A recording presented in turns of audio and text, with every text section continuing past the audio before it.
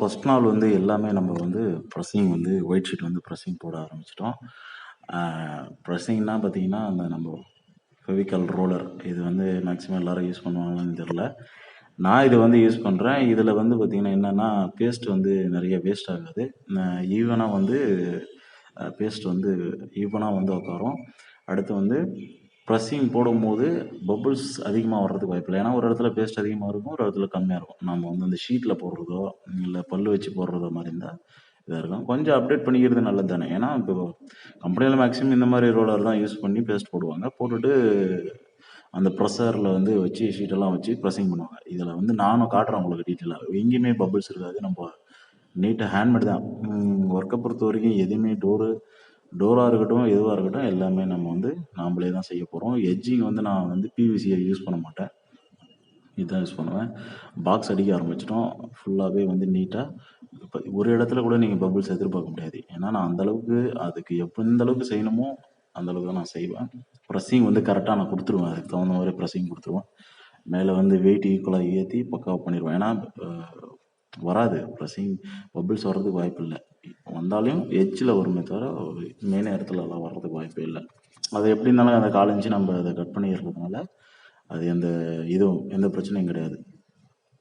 ஃபுல்லாகவே இதில் பார்த்தீங்கன்னா ஃபுல்லாகவே நான் வந்து எல்லா பக்கமும் செவுத்து பக்கமும் சரி, பின் பக்கமும் சைடு எல்லாமே வந்து நான் ஒயிட் டபுள் சைடுமே ஒட்டி தான் இந்த ஒர்க் பண்ணுவோம். எதுக்காகன்னா, நீங்கள் புதுசாக வீடு கட்டி அந்த ஈரப்பதம் இருந்தால் கூட கம்ப்ளைண்ட் வராது, கரையும் அடிக்காது. நான் சொன்ன மாதிரி கமர்ஷியலே நான் உங்களுக்கு சஜஷன் கொடுக்கறதுக்கான காரணம் என்னென்னா, கமர்ஷியல் யூஸ் பண்ணின்னு மெயின் எந்த இடத்துல வேணுமோ அந்த இடத்துக்கு மட்டும் அதை யூஸ் பண்ணிக்கலாம். அப்புறம் வந்து அந்த இதில் பிரச்சனை இருக்குதுன்னா, இந்த மாதிரி டர்மினேட்டர் வந்து இந்த மாதிரி பூச்சிக்கொல்லி இது வந்து விற்கிறாங்க. இந்த மாதிரி விஷயத்த ஃபுல்லாகவே ஸ்ப்ரே பண்ணிட்டு உள்ள பாக்ஸில் இதில் சைடில் எல்லாத்துலேயும் அடிச்சுட்டு க்ளீனாக நம்ம வந்து பேக்கிங் பண்ணி ஃபிக்ஸ் பண்ணிட்டா எந்த பிரச்சனை இல்லை. நான் வந்து செவுத்தை ஒட்டி மேக்ஸிமம் எதுலேயும் வைக்கிறதில்ல. செவுத்தி ஒட்டவே மாட்டேன். பின்னாடி நாங்கள் பீஸ் கட்டியிருப்போம், பார்த்துருக்கீங்கன்னா உங்களுக்கு தெரியும். அந்த டைல்ஸ் கணத்துக்கு 3/4 இன்ச்சு இந்த பக்கம் வந்து கட்டிட்டேன்னா உள்ளே வந்து செவுத்தில் போய் ஒட்டவே ஒட்டாது. அந்த பீஸில் தான் வந்து சீட்டு வந்து நிற்கும். அதே மாதிரி மேலே டாப்பில் இருந்து க்ளீனாக வந்து லேப்டில் வந்து ஸ்க்ரூ இறக்கிற பின்னாடி ஃபுல்லாகவே பக்காவாக உக்காந்துரும். அதனால் எந்த பிரச்சனையும் வராது. இதெல்லாம் நீங்கள் பார்க்கணும். இது அடுத்தடுத்து வீடியோ வந்துகிட்டே இருக்கும். அடுத்து நம்ம டோர் வீடியோ நம்ம தொடர்ந்து பார்ப்போம். என்ன டோர் ஷீட்டு யூஸ் பண்ணுறேன்னு பார்ப்போம். எவ்வளோ ஆச்சுன்னு நான் டீட்டெயிலாக முடிய நான் பார்க்க போகிறது வீடியோ ஃபுல்லாக. நம்ம Chennai already Porur work start பண்ணிட்டோம். அது முன்னாடி ஒரு வீடியோ போட்டிருப்பேன். இது பார்த்திங்கன்னா ஃபஸ்ட்டு பெட்ரூம் மேலே வந்து ஃபஸ்ட்டு பெட்ரூம். இது சைஸ் பார்த்திங்கன்னா 6.5க்கு 4 2 பாக்ஸு. மேலே பார்த்தீங்கன்னா லேப்டு 11க்கு 3. இது என்ன பெட்டியாக இருக்குதுன்னு நினைக்கக்கூடாது. ஏன்னா துணி வந்து சரியாமல் இருக்கிறதுக்கு அவங்க கேட்ட மெத்தட், அவங்க என்ன கேட்டாங்களோ அது அப்படியே நாம் அதை செஞ்சு கொடுத்துருக்கோம்.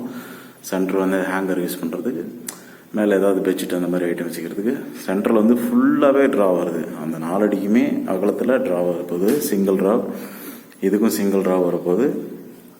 இது நம்ம யூஸ் பண்ணினுக்கிறது பூராமே கமர்ஷியல்.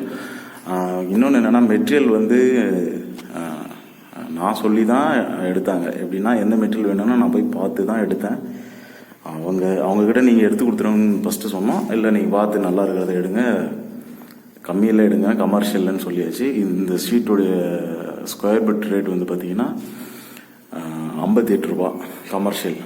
நல்லா இருக்கு. ஆனால் ஷீட் வந்து சூப்பராக இருக்குது. 15 வருஷம் வாரண்டி கொடுத்துருக்காங்க. நல்லா இருக்குது. நான் யூஸ் பண்ணி பார்த்தேன். எல்லா இடத்துலையும் எல்லா பிராண்டும் கிடைக்குமான்னு தெரியாது. ஏன்னா இந்த கமர்ஷியலை பொறுத்த வரைக்கும் உங்களுக்கு வந்து ஒவ்வொரு இடத்துலையும் ஒவ்வொரு கம்பெனி கிடைக்கும். இங்கே நீங்கள் ஒரு கம்பெனி வாங்கிக்கிறீங்கன்னா இன்னொரு இடத்துல ஒரு பிராண்டு இருக்கும். இதில் 1008 கம்பெனி இது. அதனால் எது ரேட்டு கம்மியாக இருக்குதுன்னு சொல்கிறாங்களோ அது கண்டிப்பாக நல்லா இருக்காது. ஒரு 55க்கு மேலே நீங்கள் ஸ்கொயர் ஃபீட்டில் எடுத்தீங்கன்னா கண்டிப்பாக நல்லாயிருக்கும். நீங்கள் அதை பார்த்து மெட்டீரியல் நீங்கள் எடுக்கலாம். இதுக்கு மொத்தமாகவே கிட்டத்தட்ட இது சென்டர் வந்து ஒரே ஒரு சிங்கிள் டோர் வரப்போகுது. எதுக்குன்னா பாத்ரூம் இருக்கிறதுனால இங்கே ஒரு சிங்கிள் டோர் போட்டோம்னா அது க்ளோஸ் ஆகிடும். பார்க்குறதுக்கு எல்லாமே ஒரு ஈக்குவலாக இருக்கும். மேலே வந்து 6 டோரு, இது வந்து டபுள் டோர் வரப்போகுது. அதுவும் டபுள் டோர் வரப்போகுது. சென்டரில் சிங்கிள் டோர் வரும். அவ்வளோதான் இதில் ஒர்க்கு. அடுத்து என்னென்னா, நீங்கள் உங்கள் சைடில் எந்த மாதிரி மெட்டீரியல் கிடைக்குதுன்னு பாருங்கள். ஏன்னா மெட்டீரியல் வந்து எல்லா இடத்துலையும் ஒரே மாதிரி கிடைக்காது. ஏன்னா ஒவ்வொரு கடையிலும் ஒவ்வொரு டீலர்ஷிப் இருப்பாங்க. அந்த டீலருங்க இது எப்படி கொடுப்பாங்கன்னு தெரியாது. அவங்க ரேட்டு எவ்வளோ கம்மியாக கொடுக்குறாங்களோ அதுக்கு தகுந்த மாதிரி தான் எடுப்பாங்க. இந்த 45 ரூபா ரேஞ்சில் இருக்கிற பிளைவுடெல்லாம் நீங்கள் எடுக்கணும்னா அது வந்து கடைங்களுக்கு யூஸ் ஆகும். கடைகள்னா டெம்பரரியாக ஏதாவது யூஸ் பண்ணுறவங்களுக்கு அது சரியாக போச்சு. நம்ம வீட்டுக்குன்னு பார்த்தீங்கன்னா நீங்கள் ஒரு 55க்கு மேலே கமர்ஷியல் எடுக்கலாம். இதுக்கு டோருக்கெல்லாம் நான் வந்து ஷெரன் தான் எடுத்திருக்கேன்.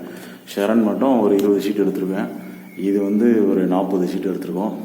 மொத்தமாக ஒரு 75 ஷீட் எடுத்திருக்கோம். பின்னாடி பேக் ஷீட் ஆஃப் இன்ச்சோட. ஏன்னா பூராமே அதுவும் கமர்ஷியல் தான். ஆனால் டபுள் சைடு நான் மைக்கா ஒட்டியிருக்கேன். வீடியோ தொடர்ந்து ஃபுல்லாக பாருங்கள். இதில் நான் சில விஷயம் சொல்லியிருப்பேன். அதே மாதிரி லிக்விட் வந்து அந்த டெர்மினேட்டர் வந்து நான் யூஸ் பண்ணியிருக்கேன். இது வந்து இந்த பூச்சிக்கொல்லி மருந்து. ஏன்னா நான் இது யூஸ் பண்ணுறது பெட்ரு. ஏன்னா கமர்ஷியலில் வந்து சில இதில் வந்து இதெல்லாம் வராது. அதனால் நம்ம வந்து ஃபுல்லாக ஸ்ப்ரே பண்ணி ப்ளைவுட்லேயே வந்து ஸ்ப்ரே பண்ணி க்ளீனாக வந்து நம்ம அதை பண்ணியிருக்கோம்.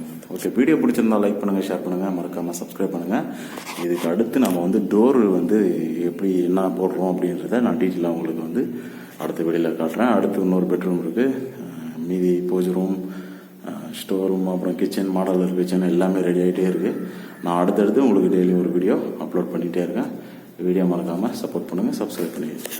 என்னுடைய நம்பர் வந்து டிஸ்கிரிப்ஷனில் இருக்குது.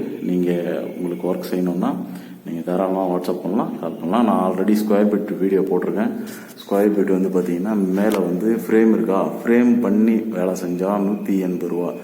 அதிலிருந்து 3க்கு 11. இதுதான் வந்து ஸ்கொயர் ஃபீட்டு. இதே இந்த மாதிரி பாக்ஸ் அடிக்கிற மாதிரி இருந்தால் பாக்ஸுக்கு நான் வாங்குறது இது ஒரு பாக்ஸ் இந்த மாதிரி செஞ்சு நம்ம ஃபினிஷிங் பண்ணி கொடுக்குறோன்னா ஒரு ஸ்கொயர் ஃபீட்டுக்கு 300 ரூபா வாங்குகிறேன்.